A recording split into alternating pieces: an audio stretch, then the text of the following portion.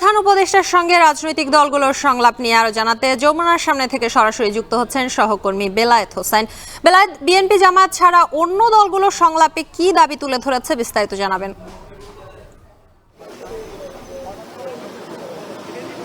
শম্পা, আজকে মোট 4টি দলকে সংলাপে আমন্ত্রণ জানানো হয়েছে। এখন পর্যন্ত প্রায় 4টি দলের মতো সংলাপ অনুষ্ঠিত হয়ে গেছে। আরও 3টি দল ভেতরে অবস্থান করছে, যমুনা বাসভবনের ভেতরে অবস্থান করছে। এর মধ্যে কিছুক্ষণ আগে এখানে বাম গণতান্ত্রিক জোট তারা সংলাপ করে বেরিয়ে তারা গণমাধ্যমের সঙ্গে তাদের কি প্রস্তাবনা তারা পেশ করেছেন সেই কথাগুলো বলছেন। আর ভিতরে ইসলামী আন্দোলন বাংলাদেশ, গণ অধিকার পরিষদ এবং হেফাজতে ইসলাম, এই 3টি দলের নেতারা ভেতরে অবস্থান করছেন। আর আজকে দুপুর 2:30টায় প্রথমেই কিন্তু সংলাপে অংশ নিয়েছিল বিএনপি এবং তারপরে জামাতে ইসলামী, তারপরে গণসংহতির নেতৃত্বাধীন গণতন্ত্র মঞ্চ সহ আর একটি দল সংলাপে অংশ নিয়েছে। আমরা একটু জানিয়ে রাখতে চাই যে আজকে বিএনপির পক্ষ থেকে তারা নির্বাচনের রোড ম্যাপ চেয়েছে প্রধান উপদেষ্টার কাছ থেকে। একই সঙ্গে তারা এই মন্তব্যটি করেছেন বিএনপি মহাসচিব মির্জা ফখরুল ইসলাম আলমগীর। তিনি বলেছেন যে সমস্ত আওয়ামী লীগ নেতারা গণহত্যার সঙ্গে জড়িত তারা কিভাবে দেশ ছেড়ে পালাচ্ছে, এই বিষয়টি তিনি প্রশ্ন রেখেছেন প্রধান উপদেষ্টার কাছে। একই সঙ্গে তিনি বলছেন যে ফ্যাসিবাদের দোসররা এখনো প্রশাসনের অভ্যন্তরে রয়ে গেছে এবং অন্তর্বর্তী সরকারেও 2-1 জন আছে যারা বিপ্লবকে ধারণ করে না, বিপ্লবের মনোভাব লালন করে না। এদেরকে অপসারণের দাবি বিএনপির পক্ষ থেকে জানানো হয়েছে। বিএনপির পক্ষ থেকে বলা হয়েছে যৌক্তিক সময়ের মধ্যে যাতে নির্বাচন দেওয়া হয় এবং যৌক্তিক সময়টি অন্তর্বর্তী সরকারকে বিএনপি দিবে। এরপর জামাতের পক্ষ থেকে 2টি রূপরেখা দেওয়া হয়েছিল আজকের এই সংলাপে। একটি হচ্ছে সংস্কার আর একটি নির্বাচন।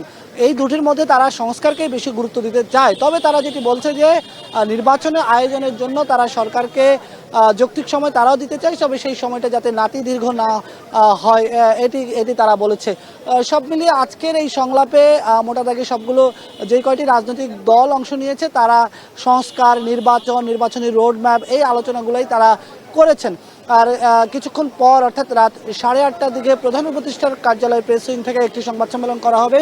সেখানে প্রধান উপদেষ্টার দপ্তর থেকে জানানো হবে যে সংলাপে রাজনৈতিক দলগুলির সঙ্গে কি বিষয়ে আলোচনা হয়েছে এবং তাদের পক্ষ থেকে কোনো বক্তব্য থাকলে সেটি জানাবেন। আর আমরা আজকে এখানে দেখেছি যে মোটামুটি প্রাণবন্ত পরিবেশে কিন্তু এই সংলাপ অনুষ্ঠিত হয়েছে।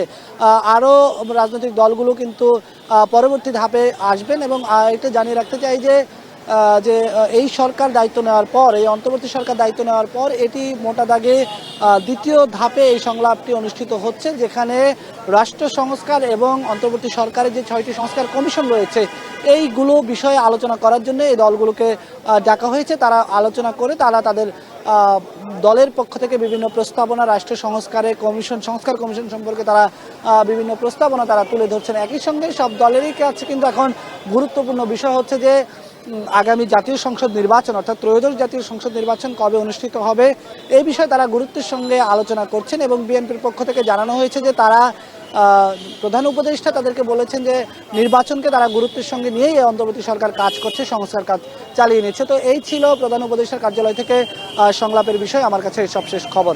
শম্পা,